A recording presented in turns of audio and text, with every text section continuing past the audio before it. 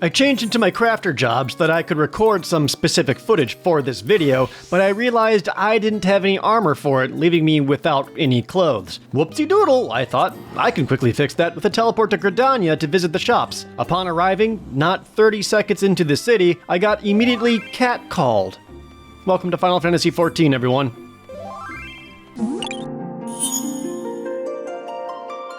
Final Fantasy XIV is a difficult one to talk about. How do you comprehensively cover an MMO? There's so many facets and so many things to do. I'm gonna do my best, but there's gonna be a lot of stuff that I'm gonna gloss over or not go super in depth on because frankly, after existing for over 10 years, it's impossible to do everything. Now, a lot of my gameplay footage that's gonna show up in this video, I'm just reusing a lot of my old Twitch streams of me playing it. So I apologize for my face cam showing up throughout the video, but that's gonna save me a lot of headache for capturing footage, and you get it, right? Like, you understand that why I'm using all that? Okay, yeah, thank you, I appreciate it. So thank you for understanding me reusing my old Twitch streams of me playing Final Fantasy XIV. And don't make fun of my hotbars.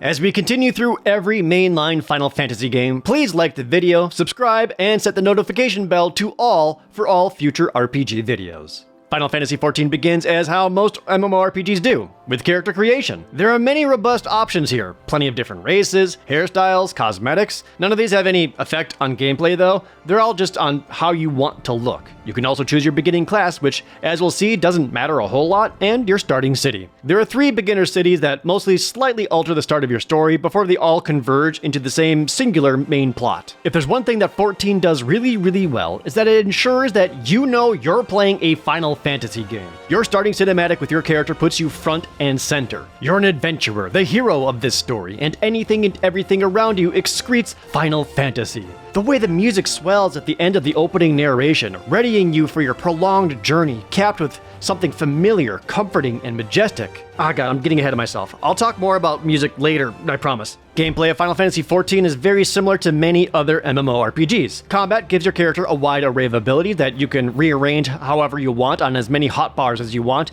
in addition to an auto attack that always deals minor incremental damage. Abilities and stacks are on sort of a cooldown, so you can't just spam them. There are also many abilities that are off this global cooldown, allowing you to use them in between your sequence of attacks whenever you need. Those have longer cooldowns, several seconds to minutes at a time. Every playable job has a designated order of attacks. They'll have an opener attack, and then another attack that would do more damage if used immediately after the first ability, then a third attack that is more potent if used after the first 2. This combo of attacks dictates your general flow of combat, and choosing when to use your off cooldown abilities or extra attacks in and around this flow is how you become more proficient in any given fight. On top of this, some attacks have more potency depending on where you strike them, from the sides, front, or behind. So on top of maintaining your rotation of abilities, you're also maintaining positionals. Of course, enemies aren't going to just stand there and take it, they'll constantly be retaliating with attacks of their own. You'll see cast meters, sometimes giving you an opportunity to use a defensive skill or possibly interrupt their attack. They'll constantly drop area of effect attacks with orange cones or circles indicating that danger is about to land.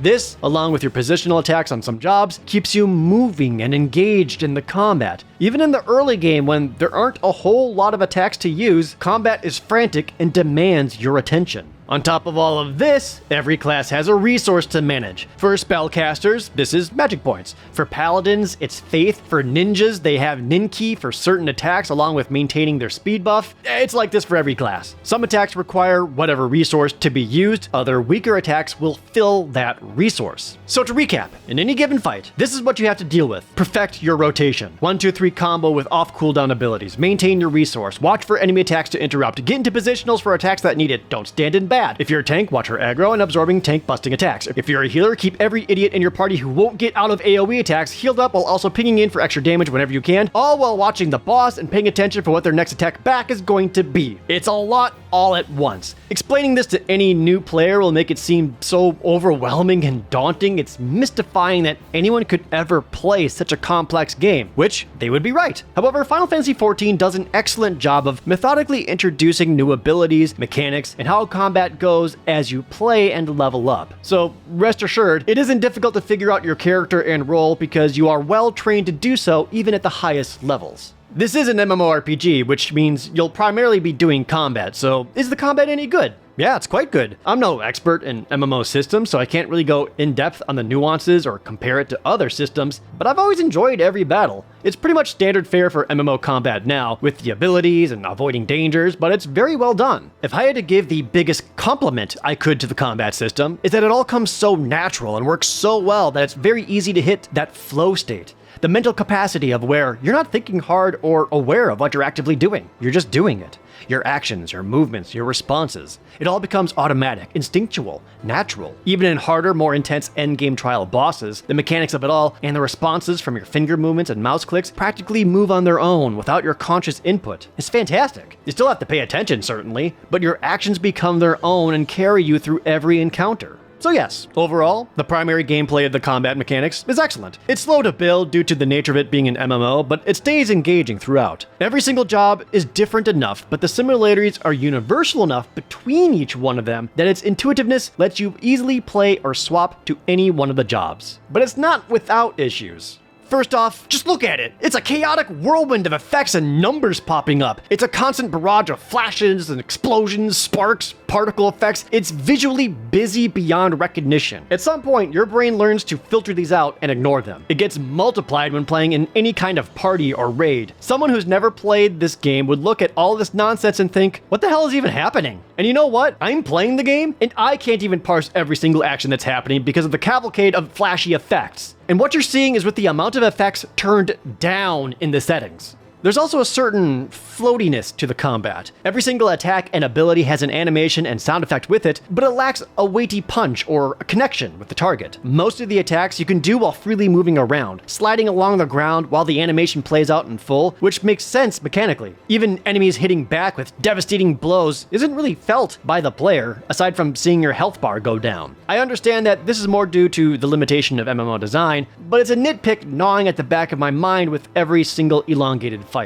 These are minor complaints of an otherwise excellent game that's fun to play. I enjoy all the fights that happen, especially once you get into bosses of dungeons and raids. This is when you're in 4-man parties for dungeons, 8-man parties for some dungeons and trials, or up to 24 people for big raids. These always have the most exciting, invigorating fights as every single previously mentioned battle mechanic all show themselves at the same time. Something that Final Fantasy XIV does extremely well is that even during these massive, hectic fights, the visual language is always consistent and makes it clear what you need to do even in your very first attempt at any boss. The stacking arrows, the tank-busting attacks, the push-away, when things are falling onto you or parts of the arena are going to fall away. It's very well done and intuitive, and most players don't even realize how much they're able to naturally react thanks to how well the game has taught them over the course of play. Speaking of, the best part of adventuring is the plethora of dungeons, trials, and raids. Trials are essentially major boss fights relevant to the story. Dungeons are 4-man parties going through an area that contains 3 boss fights, each dropping new equipment of the related level. Raids are endgame major fights, either 8-man or 24-man. That's a series of very tough boss fights. These are intricate, engaging, and have a lot going on. You can't rest for a moment, as there's basically no downtime or room to breathe. It's great, some of the best fights in the game. Basically, every single quest, fight, or random trash mob is finger food to tide you over into the main course of the game. All of these dungeons and raids. There are too many amazing boss fights for me to highlight. Even the weakest of them are still great. They're all just that good. They're still fun to revisit and redo, which you'll find yourself doing often if you're someone who uses the duty roulette for random parties in the endgame, which I'll talk more about in just a bit. But of course, I'm me, so I find flaws in everything I praise and genuinely love. And with Final Fantasy XIV, even though I really like the boss fights in the dungeons, I find one of the game's biggest issues to be the dungeons themselves. They are so wholly uninteresting, boring, and archaic mechanically. Visually, they're fantastic, with tons of different aesthetics, set pieces, and background elements that add to what's going on. I'll never tire of looking at any given dungeon, but actually playing them is lame. Think of what the word dungeon invokes in any Final Fantasy game, or heck, any RPG. A lair, a domain of interconnecting pathways, all leading to some sort of boss or grand event at the end. Maybe there's locked doors or optional areas, or at the very least, a dead hallway that offshoots from the main path that at least leads to treasure. Final Fantasy XIV's dungeons do none of this. Their design is a linear hallway where you fight a bunch of non-threatening trash mobs that basically exist to waste some time until you get into a boss fight arena. Then another hallway, another boss fight, hallway, final boss. That's it. That's every dungeon. Maybe you hit a lever along the way or have to right-click something, but it's pretty much this straight path. The dungeons themselves have become trivial. Each one plays out exactly the same. The tank runs forward and grabs as many groups of monsters as they can, then everyone uses AoE abilities until they all die, and keep doing this until you get to the boss fight. So why have the random monsters in between at all? For experience points? Couldn't those points just be redistributed to the bosses and then just do away with the middleman altogether? Some early game dungeons, particularly those in A Realm Reborn, tried to do something interesting with this level design, with revisiting previous rooms or having to unlock the path forward through keys and mechanisms, but as expansions came and more dungeons added, they got to be homogenized to the point where you can do any single one of them with your brain entirely on autopilot. You know how sometimes you put something on your second monitor to have something to distract yourself with? Final Fantasy XIV dungeons are the opposite. It is the second monitor distraction while you watch a streaming service of your choosing. Or maybe a favorite YouTuber? Boss fights, great, but the dungeons themselves are outdated, boring, and aren't even trying to be innovated upon in the slightest. Maybe I just feel this more because I'm one of the players that does the endgame grind. That thing every MMO provides you once you've hit maximum level and you've completed all of the story content. Which, this is another thing Final Fantasy XIV does very well. It has a consistent schedule of patches after a new expansion is released to give to players. New high-end dungeons, trial boss fights, new 8-man raids, new 24-man raids, and the super difficult, super rewarding, savage variations of those raids. The dungeons are basically set up to get you good enough equipment to attempt the harder raids, and because some of the pieces of armor you can get from the dungeons just look cool, and everyone wants to look cool, after you've leveled up to the maximum, your progress then becomes the overall power of your equipment and items, denoted as eye level. Every new raid and dungeon has a minimum eye level requirement before you're even allowed in the door, like a bouncer making sure you look hip enough to enter the nightclub. These high-end raids do provide the most powerful gear you can possibly get at the time, but if you don't have enough eye level to even attempt them, then you start the tombstone grind. Every 14 player has been here and knows the feeling. How it's arduous, how you're doing the same things over and over for menial upgrades just to see whatever is new. Dungeons and raids do drop new equipment, yes, but none of it is guaranteed. It could be drops for an entirely different job, or you're competing against another party member for the same armor piece only to lose the die roll, and I always roll bad! However, what is guaranteed are tombstones. Tombstones are a currency you acquire through doing the dungeons, raids, and trials that you can accumulate and exchange at a vendor. This lets you get the appropriate eye-level items you need to do the new fun things. So even if you miss out on a chance drop in a dungeon, you're at least making progress towards some new piece of equipment anyway. But there are two different tombstones, ones you get from dungeons and certain trials, and a higher value tombstone that you can only get from the 8 and 24-man raids. This all means having to do the same dungeon over and over and over and over again to get enough tombstones to get enough eye level to attempt the new raid. And then when you're finally in the new raid, you'll be doing that over and over and over and over again for the superior tombstones for an even higher power boost. Don't worry though, there is a means of getting extra tombstones every single day thanks to the duty roulette. Every single time you log in, you can enter a queue for a randomly picked dungeon, and the game will cobble together an appropriate party for you and your job. This is also a way to make sure players who are looking for party to do whatever dungeon it is that they need to have a way of finding people paired up for them automatically. Sometimes you'll get to do the high-end dungeon you wanted anyway. Sometimes you'll help some newer players in lower level ones. It doesn't matter, the reward is the same. A nice bag of gil and some tombstones.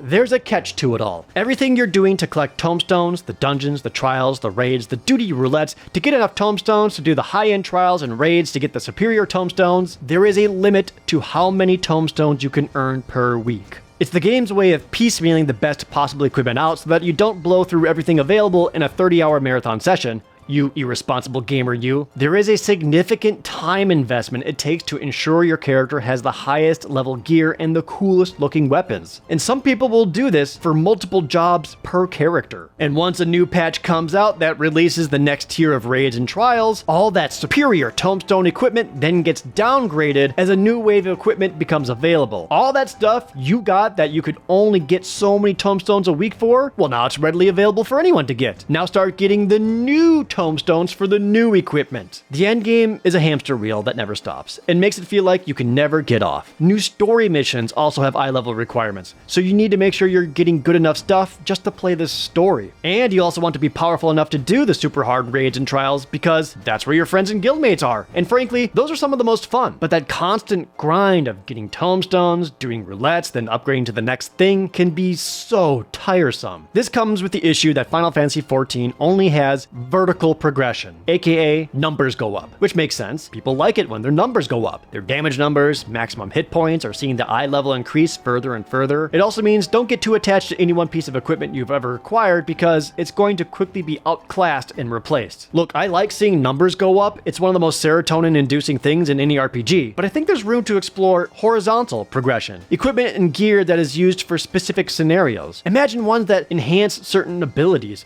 or ones that specializing in a particular kind of defense or damage reduction. Remember elemental resistances? Remember when that was a thing that mattered? A lot of these are preferences, not overly blaring technical faults. I love Final Fantasy XIV and would easily recommend it to anyone, but I would also give caution to players of what the end of the game is like. Monotonous, boring dungeons, duty roulettes every day, and that tomestone grind. Look, I'm just nitpicking here. I don't think any of these things are strictly poor or even a knock against the game. A lot of it has to deal more with the modern design of MMOs than necessarily against 14 itself. To be clear, I still like Final Fantasy XIV a lot, and I think it's one of the best MMOs I've played in a long, long time. Maybe ever. Again, I want to reiterate the raids, trials, the extreme and savage versions of them. I love doing those. The challenge is fantastic and there's always a lot going on. Attempting these for the first time with a new group is very fun as everyone works together to try to figure out the puzzle of how to win. However, and this may be the greatest strength of what Final Fantasy XIV has to offer, this is only one way to play the game. There are so many other things you can do and ways to enjoy yourself, and they're all fantastic. Much like pretty much every other MMORPG, this also has crafting. It also has one of the best crafting systems I've seen based on my narrow experience. Creating any item is not finding a recipe, gathering all the ingredients for it, and then clicking craft, having whatever piece of equipment materialize in your pocket in an instant after watching a bar fill. Crafting is nuanced and requires decision making like you would during any combat scenario, only without having to keep your APM above 120. As you work with any crafting recipe, you're spending a resource to work the item closer to completion and succeeding at creation. At the same time, you can also spend that resource to increase the chance of the item coming out as a high quality version. For weapons and equipment, high quality ones all have better stats and are worth much more on the auction house. Much like in a battle, you have a unique action bar for abilities to use during crafting. These do things like increase your success rate, get an extra action or two, or risk additional resources at a shot at higher quality. I love this. I never felt so involved in the crafting experience. The thought process behind each action, weighing the risk and reward, reminded me so much of the same brain stimulation I would get from a traditional turn-based RPG. They've successfully made crafting into its own game and not just a side distraction where you mindlessly click and wait to fill bars. Not only that, you can get all kinds of crafter-specific gear, tools, armor, gloves, all of it, all which add to your stats and abilities to help you be a better crafter. It's possible to get as fulfilling a progression as a crafter as it is any combat job, and for some people, it is. All they do and wish to do is craft things for other people, whether that's for friends, for guildmates, or for profit. If that isn't incentive enough, there are multiple zones exclusive to crafters in Final Fantasy XIV. Sure, there are dungeons and raids for everybody else, while crafters get zones tailored specifically toward them. Places like the Diadem or the Firmament exist solely for gathering materials you need for any and all crafting jobs, by becoming a gathering-based job. These are additional jobs like miner or botanist, which exist to get you materials for your crafting job. On top of that, there are entire story-based quest lines for each of them. Being a crafter in Final Fantasy XIV has as much thought and effort put into it as it does any other way to play the game. I realize I already talked about the endgame grind, the cycle of doing dungeons to increase item level, to do raids, to do harder trials, to do harder raids, and the never-ending chase of making numbers go up. But there's a saying in the Final Fantasy XIV community: the true endgame is glamour. There are thousands of pieces of equipment in the game, and many of them are, quite frankly, ugly. Plus there's also that loss of individuality where if anyone is going after the same endgame weapons and armor, then everyone ends up looking the same. Thankfully, Glamour prisms exist. These allow you to change any weapon or armor piece to look like a different weapon or armor while maintaining its stats. This lets people customize their characters to look exactly how they want. They can be as elaborate or as simple as anyone chooses. For example, my main job is ninja, but I don't want to look like a ninja. I frequently glamour so that I look more like a thief, which usually means taking whatever gigantic thigh-sized ninja daggers and making them look more like, well, like daggers. This could also mean that you go into dungeons or raids with nearly naked cat boys or bunny women. There are so many players who simply enjoy the play of dress up. They like making new outfits, saving multiples of them for whatever occasion, whether that's for roleplay purposes or just for the pure enjoyment of it. Beach outfits, casual wear, recreating famous Final Fantasy heroes or other pop culture icons in the game, or just wanting to look as cool as they feel in their head. It's great and gives a lot of incentive for rerunning dungeons you've done previously. Even if it's lower level equipment you'll never need, it might look cool, and maybe you'll hold on to it for future Glamour use. But there is another endgame design playstyle that many others have taken up, and that's decorating their house. Much like many other MMOs, Final Fantasy XIV offers player housing, all of differing sizes, which can be used for an individual or for an entire free company guild to use as a meeting house or a hangout spot. And the sheer imagination of how people have decorated their houses is astounding. Everything I'm showcasing here is a small sampling of houses that were made by people in my community. I asked on stream if I could see their houses, and these are some of the things I've been shown. These are dream houses, from anything from gigantic war room-like libraries, to cozy conversation pits, to calming bathhouses with vegetation and greenery everywhere. Some people also like to make shrines to their favorite NPCs and have fantastic taste for it. Brilliant users have transformed their houses to have things that they shouldn't. These upstairs loft areas, people have found a way to force it by cleverly using other pieces of furniture to create it. For comparison, this is my house. Yeah, I haven't exactly put a whole lot of effort into it, at least not yet, but I want to. Mine is so ashamedly sparse compared to what other people have been able to achieve. Every other house I see is outright inspirational. I have so many ideas of how I want to decorate my house, thanks to everybody else creating truly magnificent pieces. The ability to glamour and pick your clothes and to furnish your houses how you want allows for incredible forms of creative expression. I find the outfits and the guild houses to be just as valid as a way to play as it is to do all the endgame grinding and high-end raiding. It's an excellent part within Final Fantasy XIV. Oops! How'd that get there? Jokes aside, I fully realize that these aspects of the game are pretty much playing The Sims in a fantasy MMO setting, but I think that's great. It allows people different avenues of play, because all of these are just as valid as a way to enjoy the game as it is to be someone who world firsts the newest Savage raid. And what makes it all so brilliant is how all these ways of play are intertwined with each other. All of the combat jobs can slay enemies and run dungeons to get different crafting materials for the crafting jobs, while also getting equipment for Glamour. Those crafting jobs can also create unique pieces of equipment solely for Glamour, and some even create all new furniture that people can use for their housing. People are willing to use the duty finder to run older, lower level dungeons just to get specific items or materials or whatever, which also means it helps fill parties for newer people looking to run that dungeon. Everything feeds into each other and makes any singular person performing any job feel like that they have a purpose, usefulness, or even goals to achieve, whether that's hitting maximum item level, showcasing their drip in the streets of Limsa Lominsa, or cushy rooms with mood lighting for people to RP sexual encounters in on the Balmung server. There are so many professions to find expertise in and so much variety in the way all the different jobs play, it's difficult to run out of things to do. With so many jobs and new ones introduced with every expansion, it's tempting to try out some of the other ones. And probably one of the most brilliant things that Final Fantasy XIV introduced since its launch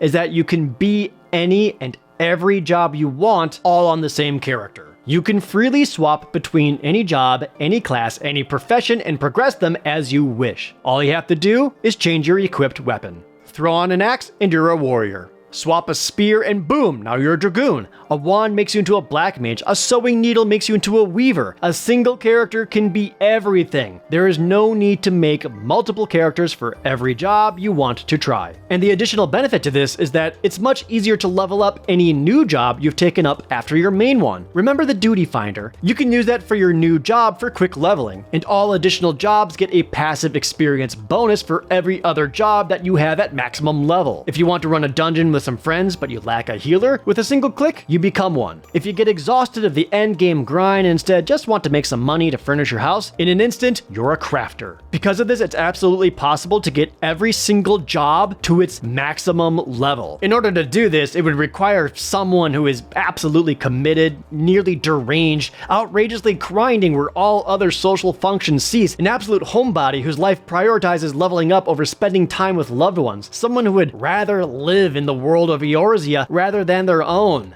You know who you are. I haven't even talked about the story yet, have I?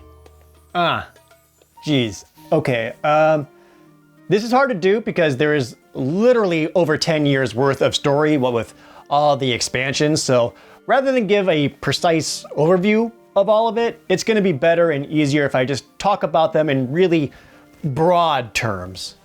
As of this video, there are essentially 6 Final Fantasy XIV stories, all with their own characters, villains, and story arcs, but all 6 fall under an umbrella of an overarching narrative. They all have their own thing going on, but they all contribute and build upon a singular narrative that is persistent throughout the entire game. The base game, A Realm Reborn, introduces this decade-long story and establishes the foundation of the world of Eorzea. There are 3 kingdoms that must unite against the neighboring Garlean Empire, who, wouldn't you know it, is kinda evil and wants to rule the world. While your character arrives as just a simple adventurer, it becomes clear very quickly that you are basically one that can hear the calls and messages of the literal goddess herself, Hydaelyn. This gives you the power of the Echo, which lets you see contextually important flashbacks and gives you the power to fight like 400 different godlike beings throughout your run. And it just so happens that your first major task you need to do is to find the crystals of the elements.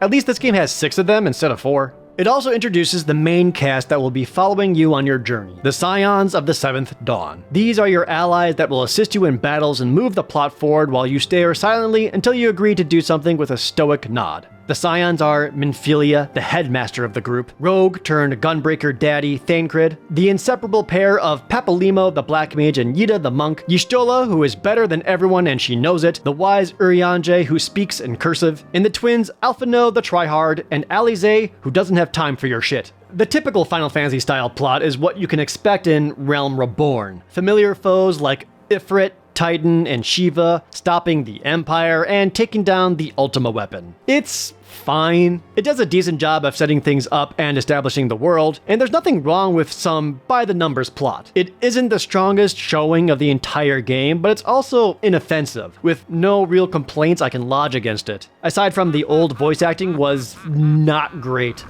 Such devastation! This was not my intention!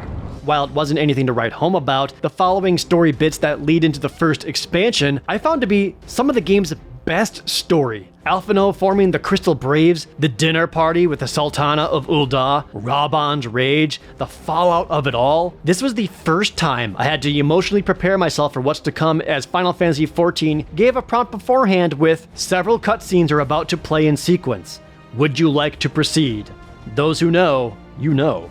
This leads into the very first expansion, Heavensward. I found this story absolutely excellent. It introduces my favorite city of the game with Ishgard, the forceful might of the Great Worms, and the menace of the Blood Dragoon Istinian. I love how the story begins with yourself and Alphinaud in complete desperation, looking anywhere for assistance and allies. The feeling of hopelessness and having nothing and trying to figure out where do we go from here was compelling. Almost as compelling as my new boyfriend Emmerich. Heavensward is filled with fantastic, powerful moments that are remembered to this day, such as having to fight the Knights of the Round, the battles with Nidhogg, and quotes that can still upset any Final Fantasy XIV player to this day. A smile better suits a hero. The next expansion in story comes way of Stormblood. This one essentially has two main plots happening at the same time. On one side, you have the liberation and restoration of the land of Doma, which is filled with samurai and ninja. It also has the resistance of Al Amigo, the homeland of Raubon, that is still battling to reclaim its land from the still evil Garlean Empire. It also introduces Xenos of the Empire, a prominent villain that you will love to hate. This is also where Final Fantasy XIV really starts to cement their narrative style and does it well. The pacing of cutscenes and gameplay events, establishing enemies and allies, and also starts to give way more spotlight to your supporting cast of NPCs. Heavensward was excellent, and Stormblood is where they really figured it out, which all sets up Shadowbringers, a fan favorite. Having been the warrior of light for years, saving everyone around you and defeating evil and all that, Shadowbringers flips the table on you. There is too much light in the world, and imbalance is tearing it apart. It needs you to become the warrior of darkness. Ironic that this world of light is also where some of the darkest moments and imagery of the game happens. I do wish that being a warrior of darkness was a bit more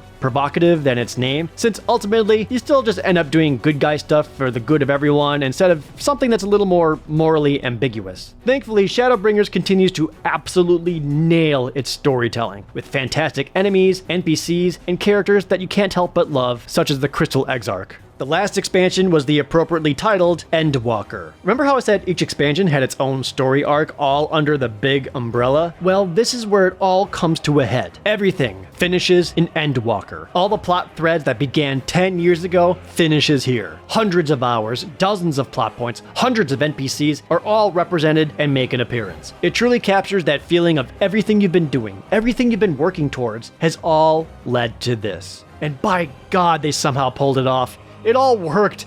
The fake out final villain, the actual final villain, the heartbreak of having to see once trusted allies fall. Anyone who's been staying with Final Fantasy XIV who then had to do that one specific ending walk knows exactly what I'm talking about and how it was impossible to not shed tears during the whole thing. It culminates into a fantastic story, worthy of the Final Fantasy title. It's worth playing through and seeing how it all unfolds. That's no simple task since there's a lot, but damn if it isn't worth it. I definitely wouldn't call it flawless, as there's a lot of clunkiness and irritating filler. I think there's something we all need to admit when it comes to Final Fantasy XIV's story though. It's bonkers. Absolutely ridiculous. Like Kingdom Hearts levels of completely stupid, convoluted, and indecipherable. It has shit like literal god summons, secret evil societies, alternate dimensions, brainwashing, numerous world-ending threats, characters die but come right back, goddamn time travel. The difference is that 14 has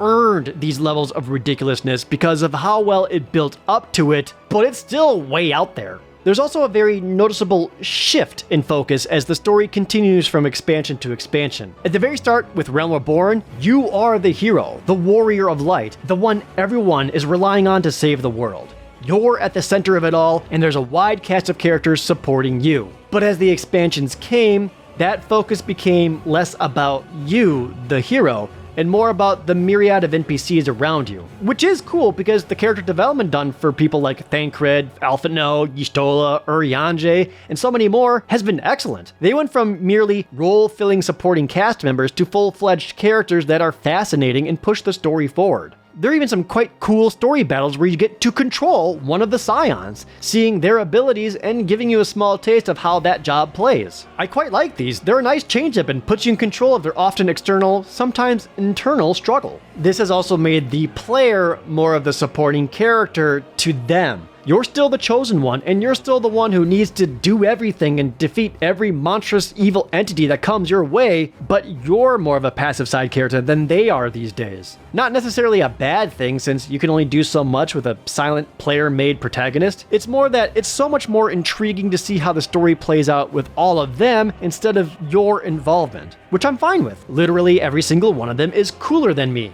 except Alphinaud. If for some reason you get tired of all of these things to do, there are other ways of trying something different. Yes, there's the main story, raids, dungeons, glamour, housing, crafting, PvP, but you can just go to the gold saucer and play mini games for hours every week, earn prizes, new glamour, do mini quests of their own. Maybe you just want to play some triple triad and then you realize you can get new cards from almost every single dungeon boss. Maybe you miss how MMOs used to be and want something that plays closer to Final Fantasy XI. Well, that exists thanks to Eureka, a difficult zone that's all about chaining experience and elemental resistances. Bozja also gives a different way of playing with its own extensive storyline that's as strong as some of the main story plot. There's also more randomized dungeons with the Deep Dungeon. There's so much to do and to see, it's almost impossible to run out of things to play. There's no easy way to segue into this part, so I'm just gonna say it.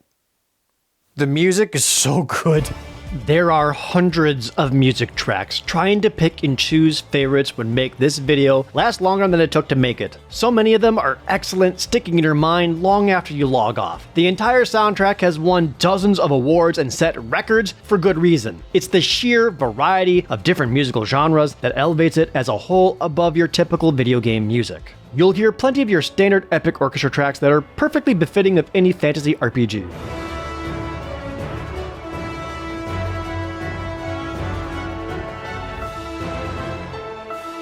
But you'll also hear metal music,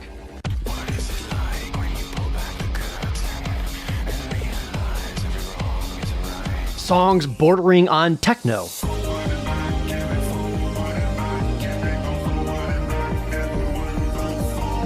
goofy, silly songs,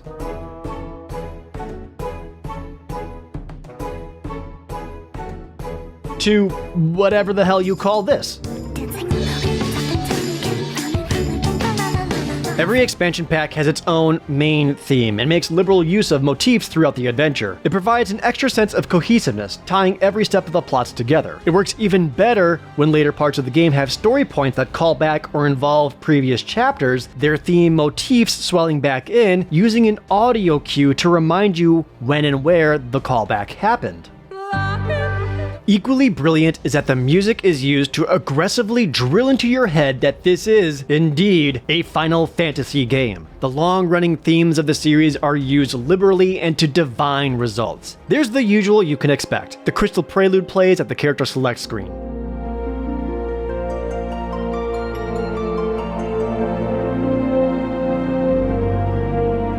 The battle victory fanfare sounds after defeating a major boss and when you level up.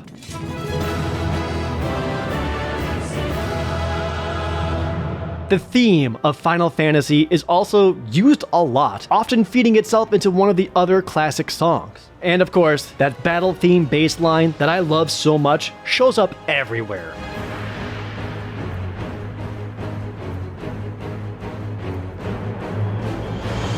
The use of these familiar motifs is a reminder nearly every step of the way that, yes, you are playing a Final Fantasy game, and a mainline one at that.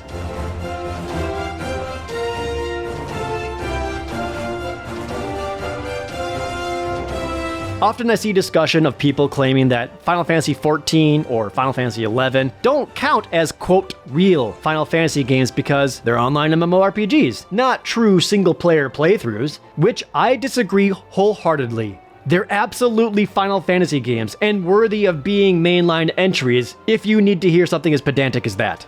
I think it's a defense mechanism. There are tons and tons of fans of the Final Fantasy series, but they don't count any of the online ones. Why though? I get it, they have the biggest barriers to entry.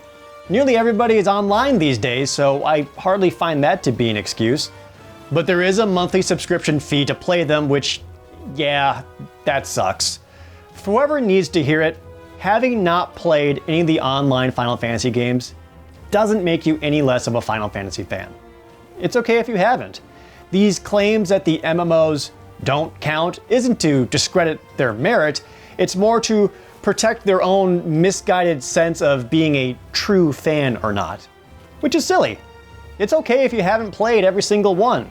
I consider myself to love and adore the Final Fantasy series. I've never finished Final Fantasy XV. Am I suddenly any less valid of a fan to you, to myself? Not at all. The MMOs are Final Fantasy games. And with the case of Final Fantasy XIV, an incredible one at that.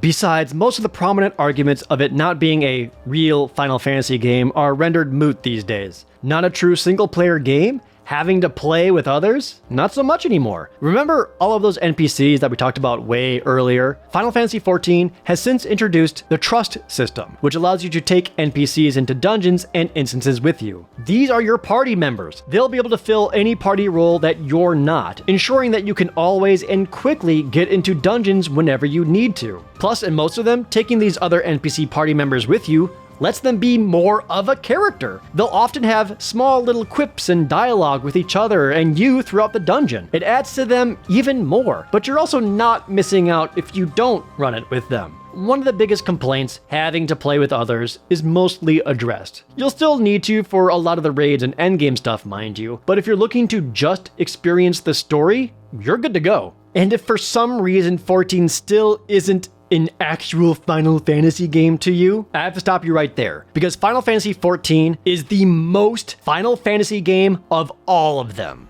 I've already explained how it has all the staples that appear in most Final Fantasy games. Swords, sorcery, a clash of machinery and sci-fi technology against bows and spears, chocobos, Moogles, there's an empire that's evil, you have to fight the ultimate weapon, there's a Cid who is super zaddy, tons of stuff like that. But 14 also has dozens upon dozens of references, callbacks, and material to every other Final Fantasy game. You can put materia into your weapons and armor. You can go to the gold saucer and play minigames like Triple Triad. One of the first mounts you get is Magitech armor. You can get the outfits of several different Final Fantasy characters. A lot of the raids are based directly off of other Final Fantasy games. One raid is dedicated entirely to fighting familiar bosses from the other games. Gilgamesh, Kefka, Garland, the Phantom Train. My favorite raid series of all time is where you team up with Fran and travel to the Orban Monastery, where you must battle characters like Mustadio and Thunder God Cid. This isn't just a fun callback to Final Fantasy Tactics, it has all new story written by the Tactics original writer and essentially creates a new epilogue for that game through this raid. And as far as I'm concerned, this is canonical, and it's wonderful. These all have new arrangements of all of your favorite Final Fantasy songs from these games too. Fight familiar bosses with familiar themes. That Magitech armor you ride, it plays Terra's theme while you're on it. I know there's usually a lot of arguments about which Final Fantasy game has the best soundtrack, but to be frank, 14 unfairly wins, because it not only has its own extensive, fantastic musical score, it also has fantastic arrangements of all the best music from every other Final Fantasy game all bundled up into one. I am under no illusion of what it all is. It's fan service. It plays to the heartstrings and memories of everyone who has played the series at all, with constant callbacks, guest appearances, even just cheeky little name drops. 14 has become its own phenomenon on its own right, bringing in thousands of new players to the series as a whole, with much for them to learn and discover about previous games. Like, how many people are playing this and didn't realize that Matoya was a callback? But for those who have played all of the other Final Fantasy games, there's so much love, joy, respect, and adoration for every other entry put into just this one. It all demonstrates what Final Fantasy XIV is. It's a Final Fantasy game for the fans of Final Fantasy, and no other game comes close. I truly believe that anyone who enjoys the Final Fantasy series should absolutely play through Final Fantasy XIV. Which I realize is a big ask, since I'm basically saying, dude, you should totally play this 350-hour RPG. Anyone who outright dislikes the MMORPG genre will not have their minds changed, but anyone who is remotely interested will find something to love. It could be the story, the characters, the world itself, the crafting, the glamour, the decorating, the raiding, the community, or that one street on Limsa Lominsa we're not supposed to talk about. Whether you've played every other Final Fantasy game from the start, or only played one, or never played one before at all, Final Fantasy XIV could end up being the game for you. I love Final Fantasy XIV. I've played a handful of MMOs over my time, and the only one that's ever stuck with me is this one. I've been playing it for over 10 years now. I think it might be in my top 5 Final Fantasy games of all time. It's great, it's fantastic, it has the potential to take over your life, and it's worthy of every single word of praise it ever gets.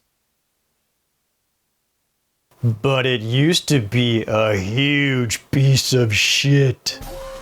The notoriously bad MMO, so horrendous they had to kill it off to rebuild anew. An appalling blend of dumb design choices that failed from day one. There are just as many memes about how bad it originally was then for as much as it's loved now. When Final Fantasy XIV first launched, it was stupid, boring, and already outdated. And I played it. I mean, I played it back when it came out, yes, but I mean I played it again for this video. I still have my original copy of the game. I installed it, made a homebrew server, booted it up, made a character, logged in, and started playing it. I'm going to do my best to show you exactly how bad it was. Now, I could not have done this on my own because I really don't know anything about programming or making my own servers or anything like that. So I want to give a huge shout out and thank you to fellow YouTuber Slerplederp. He has an entire channel dedicated to painstakingly trying to recreate Final Fantasy XIV 1.0 on the server side. He's able to do things and showcase things that I never could. And I messaged him and he gave me a lot of help and a lot of tips on how to get this set up. So a huge, gracious thank you to Slerplederp. I'll put a link to his channel in the description. Please check him out. And again, thank you, Slerp, for helping me do this. The first thing to do is the same as any other MMO, and that's to create my character. I honestly forgot how few options there used to be back then. Only 5 races and only a handful of options for hair, face, and the like. Get used to everything you're seeing here though, because every other NPC also used this exact character creator. So for every shop owner, quest giver, or guide looks exactly like player-made characters. The exceptions are the main story NPCs, of course, but everybody else exactly the same. Starting classes are still the same though. Pugilist, Conjurer, Marauder, and the like. We can still pick one and choose our starting city, and away we go. Now this is a homemade server and it isn't running 100%. A lot of things are not functional at all, so a lot of the gameplay you're going to see is, at best, approximations of how it was. And anything I can't show will have to be anecdotal. So towns are missing NPCs, combat and damage isn't quite working, shop transactions don't exist yet, etc, etc. It's still incredible that I can show this at all though, so I hope you understand some of the limitations therein. Welcome back to Ul'dah, how it was over a decade ago. The first thing you'll notice is that everything still looks quite nice. It graphically holds up and the style maintains itself. Granted, it helps that it hasn't changed a whole lot, so it's still familiar. But even for back then, it's pretty good. On a related note, the cinematics in 1.0 are also really good. The cinematography and presentation really holds up. This entire cutscene of a Gobble going loose and attacking is wonderful, and it's all shown in a single uncut take for several minutes, which was the style at the time. I wouldn't mind seeing a return to this form, in moderation. Anyway, current players of Final Fantasy XIV will find Ul'dah to be very familiar, albeit with one major exception. The entire city is one zone. It isn't divided up into sections. You can walk the entire city and there isn't a single loading zone in it at all. In fact, that's how the entire world is. When you step outside, no load screens. This makes the entire world feel seamless and connected. It's a bit immersive when you can play without any kind of interruption. And I think I missed that feeling, to a degree. Of course, there's massive downsides to that, such as having to play Final Fantasy XIV 1.0. For as open and seamless as the world is, it meant lag issues at the time were abhorrent. Absolutely nothing was instanced, which meant trying to go into a dungeon-like area or cave would still have other players running around attacking monsters that you needed. But perhaps the most paradoxical thing about the seamless world is that 1.0 would only display about 20 characters on screen at a time. So no matter where you are in the world, the city or outposts or otherwise, you would only see at maximum 20 people. This is not limited to players. It takes NPCs into account. So the busiest street in all of Ul'dah or Limsa Lominsa or Gridania, between all the shops and vendors and quest givers and players, is 20 people. This is a massive multiplayer online RPG. Only 20 people is a humble gathering multiplayer online RPG. Now, there is a good reason for this. Well, not a good reason, but an explanation. Remember how I said it still looks pretty good? That's because Square really wanted it to be the best looking MMORPG on the market. And frankly, in 2011, it was. It looked incredible, with detail not even comparable with anything else available. Do you remember how this was basically Square's design philosophy starting in about 2005 or so? They were convinced that they could make the best looking games of all time, the best CG movies, and that above all else, no matter what, their games would be eye candy, and that alone makes them worth playing. It's a ridiculous and shallow mentality that grew from their arrogance of having the best looking PS1 games, and that infected their development of Final Fantasy XIV. The original system requirements for 1.0 were ludicrous at the time. Not many people were able to hit the recommended specs, let alone being able to run every graphic option at maximum. They couldn't display many characters at once because systems couldn't handle more than that. There is so much put into the environments alone that there wasn't much room for anything else. This is the most infamous example. This is my character, centered the screen and made up of 8,000 polygons. It has shaders, real-time shadows, anti-aliasing edges, blah blah blah blah blah. You know what else is made up of just as many polygons? This plant! They had literally tried so hard to make the best looking game possible that the small environmental details were given as much emphasis as the actual players. There were not enough system resources in the world to make it run smoothly. Don't worry, they did eventually learn their lesson with this and fix it, which is how we eventually ended up with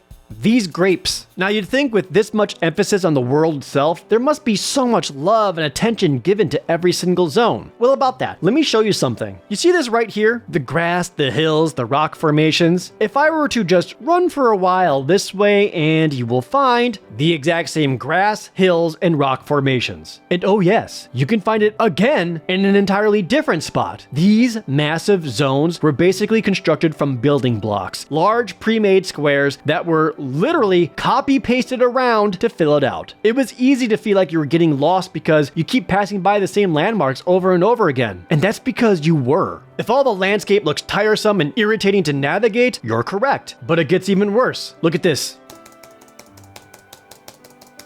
No jumping. You cannot jump. It also means you cannot climb up slightly elevated edges, and you cannot fall down any kind of edge, whether it's 20 feet or 2 inches. To move the camera, you use the I, J, K, and L keys on your keyboard. It's like they forgot the mouse exists. Right, so obviously the meat of any MMO is in its combat system, and so few people have actually seen how the battle system used to be, so here you go, combat.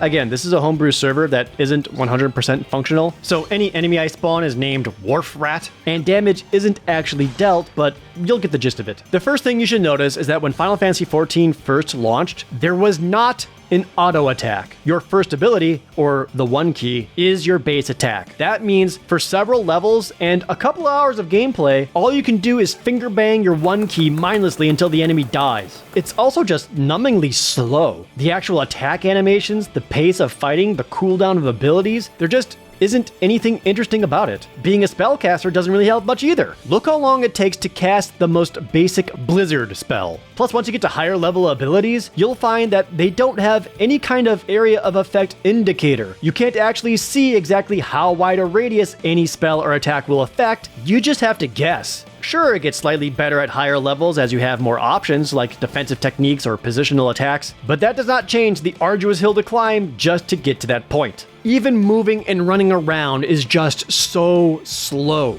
On one hand, I do kind of like how particular and precise the combat is. Every weapon swing has a weight behind it, each hit more impactful. It's also easier to comprehend and keep up with everything happening on screen. It reminds me of Final Fantasy XI's combat. On the other hand, it reminds me of Final Fantasy XI's combat. There just isn't enough going on, especially in the early game, to retain interest. This probably could have worked and been acceptable if this game released in, say, 2003 or so, not 2010. To be frank, the MMO landscape had evolved and changed significantly, all because of World of Warcraft. It became the standard of what people expected and the main competition that Final Fantasy XIV would have to go against. It's like the original team acted like it didn't exist. They did already have a pretty successful game under their belts with Final Fantasy XI, and for whatever reason they said, let's just do that again, learning nothing. And I truly mean that. Everything about 1.0's design is taken straight from Final Fantasy XI. Look at the interface, the HUD, the way you interact, the controls. It's practically a copy-paste from 11, which makes sense because they still had to design the game to be playable on a console controller. Remember, this was also supposed to come out on PlayStation 3. It never got there. Even more obnoxious is just trying to sell items out of your inventory to vendors. I can't emphasize how bad the UI is. It's so delayed and everything takes so long. Every single button press takes 2 to 3 seconds to load. That includes the button to open the menu, selecting the submenu you want, and confirmation boxes to select yes or no. It doesn't sound like much, but those extra seconds really add up. Imagine you've been killing monsters and now you've got a backpack full of random junk that you can sell for some extra money. So you go to whatever NPC to sell it all. There is no way to sell everything all at once. You must sell each item individually,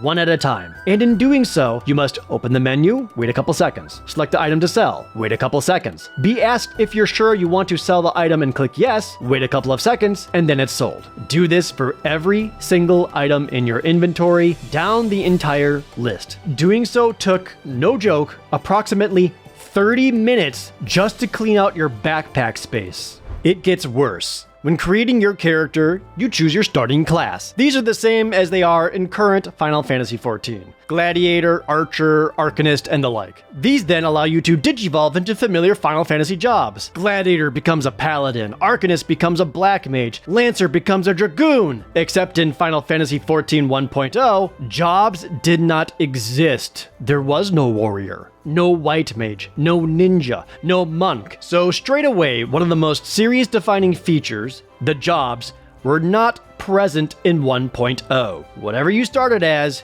you stayed as that through the highest level. Jobs were not added in until patch 1.21. However, 1.0 did introduce the ability to freely change between the classes. Instead of having to make multiple characters to play any class, one character can be all of them. This was pretty revolutionary, and at the time allowed for some flexibility and replayability. You can change your equipment to instantly become any other class. Only you are only allowed to do that while in a safe zone like a town instead of wherever you want. It does mean you have a wide variety of things to play and ways to spend your time, which turns out is very, very limited. Perhaps you're familiar with the concept of rested experience. This is another thing that World of Warcraft made standard. When you're logged off and not playing, you accumulate rested experience, which is an experience point bonus that gets larger the longer you are off. It's a sort of catch-up mechanic. If you're not able to play as much, it means when you do log on, you'll be able to level up faster than usual. It's a brilliant way to avoid frustration when trying to keep up when you have a busy schedule. Final Fantasy XIV 1.0 has the exact opposite of rested experience. It has experience fatigue. The more you play, the more you fight monsters, the more you do dungeons, the less and less experience you'll gain, to the point where you'll earn 0. This limit resets on a weekly basis. Even if you spent an entire single day jamming hard on 1.0, you wouldn't be able to make any meaningful progress until 7 days later. I've been trying to wrap my head around this as to why a system like this exists, and my honest best guess is that at the time, there were a lot of reports of people playing MMORPGs until they actually died. Like those stories of players going to internet cafes and playing for 40 hours straight and keeling right over. Maybe this was Square's way of trying to stave that off? After all, the title screen even says, "Please don't forget your friends and family." It gets worse. The questing system itself was fundamentally broken.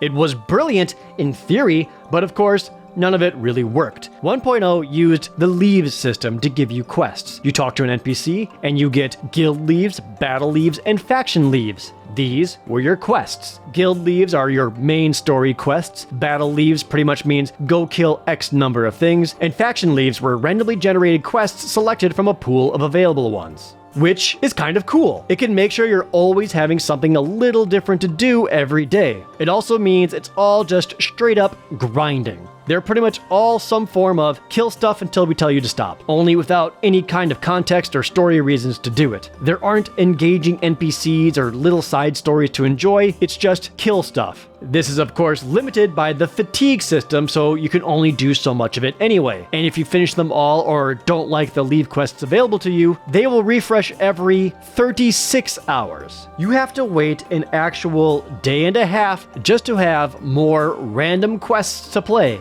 This is it. This is the only questing system in 1.0. You don't have a choice. Even worse, perhaps, the unthinkable happens. You've chosen a battle leave and you're off fighting some goblins or something, or in my case, more cactuars, and suddenly you get disconnected from the server, which was frequent back then because the servers were unreliable messes. And should that happen, whatever battle or faction leave you are on automatically fails, and you cannot attempt it again for another 36 real hours. Well, that's okay. Maybe we can take a break from the endless slaughtering and do some crafting instead. I actually remember thinking 1.0's crafting system being pretty good. It wasn't just a pick a recipe from a list and waiting for a bar to fill. You had crafting techniques, skills, and abilities, not much unlike how it is today. It let you be better at crafting higher quality or multiples of whatever item. Even the gathering skills had a sort of mini-game element to them, so you got to at least be a little more involved in the process. Are there problems with it? Oh, absolutely. The mini-games were dumb and frustrating instead of fun. Crafting fared better, but there was not any kind of in-game recipe list. You had no way of knowing what you can make with your materials. The only way to know what goes into what is to use an outside resource like a wiki website, or to just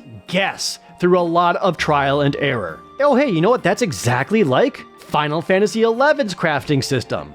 But you persevered through it all and have a ton of high quality items you'd like to sell for some cash. Good luck with that, as there is no auction house of any kind. Are you kidding me? Even Final Fantasy XI at least had that, and they didn't copy one of their better ideas? The only way to sell your stuff is to set your character up as a bazaar. Stand in one place in town and hope somebody sifts through your belongings and finds something they want to buy. This resulted in a lot of people all loitering in the same area while they were off at work or school or whatever. As a buyer, it meant wading through dozens of people standing around hoping to find the single item you wish to buy because there is no way to search all the sellers for whatever thing it is that you want. You just have to look.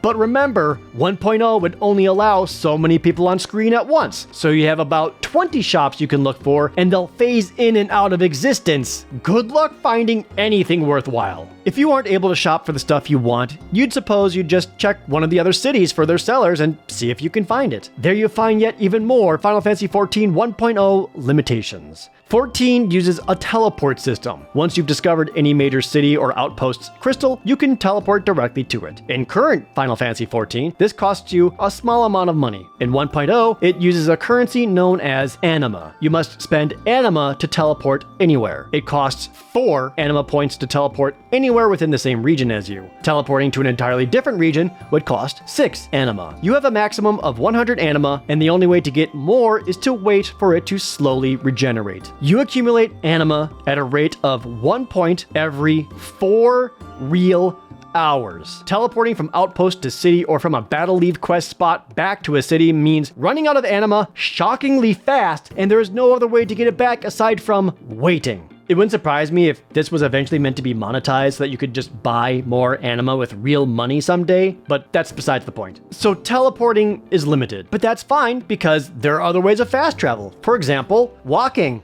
And that's it. There is no other form of fast travel. When 1.0 first launched, it didn't even have chocobos to ride. That didn't happen until patch 1.19. There was an awful lot of walking. Very slow walking through boring, literally repetitive zones. And sometimes just awful, ill-designed zones. The most famous example of this is the Black Shroud. This is the map screen of the Black Shroud as we know it today, a large, lush forest. This is what it was in 1.0, a confusing labyrinth of the same looking crossroads and having to constantly recheck your map to make sure you're going the right way. There's a lot to complain about, but like most games, even bad ones, it's always more enjoyable when you play it with friends. And 1.0 does have a friends list. And of course, the major problem with it, you can only add people to your friends list if they are within your immediate vicinity. Imagine starting out in different cities with a bunch of your friends, only to realize that some of you are going to have to make the long walk journey to get to one of the other cities just so you can add each other to your friends list to see when the other person is even online. Which may not even be all that much because, remember, after about 8 solid hours of experience gain, you're done for the week. And this is just the stuff that I remember. There's probably a ton of other irksome problems that irritated people into uninstalling. It was so bad and got so many complaints that Square Enix just didn't charge people a monthly fee for a long time just to make up for it. It sucked. But it did have some good parts to it. It did lay the foundation for a fascinating world. I liked the areas, the concept of Aetherytes and the Echo and the 12 and all that nonsense, and the story stuff that was there was still quite good. The game was so bad that Square had to kill it off with patch 1.23, lasting just under 2 years. But it wasn't just shutting it down, they worked its cancellation into the story of the game itself. It was a huge event where players in-game could see the end of the world coming. And as that clock ticked down, it hit 0 and all players everywhere were permanently logged off. Those players also got to see an incredible cinematic made just for the end of the game, showcasing a massive war breaking out between the heroic forces versus the Garlemald Empire seeking conquest, with Bahamut wreaking havoc across the land. And the plan to seal Bahamut away forever fails. And the last thing players saw was several important NPCs vanishing or burning up, leaving their fates unknown. And thus, in only 1 year, Final Fantasy XIV relaunched in August of 2013, now appropriately titled A Realm Reborn, reworked, tweaked, fixed, improved, and just made to be fun again. It's an incredible story, an absolute travesty of a product pushed out in a state that it should never have been in, and remodeled into one of the best, most successful MMORPGs of this day. It's still going strong, with new expansion packs coming, new jobs, new quests, new stories, and new NPCs to love and hang out with. It's evolved into being a critical piece of Final Fantasy's rich history, not just as a series, but as a product. More people started their Final Fantasy journey with 14 than any other game. They've made friends, partners, loved ones, and continue to play it every single day because there's still so much to do. Whether it's grinding out those high-level raids and dungeons, becoming the most profitable crafter you can be, finding the best-looking outfits to become a fashion icon, or being a superb interior designer that people look to you for inspiration. For literally millions of players, Final Fantasy XIV isn't just a game, it's a way of life.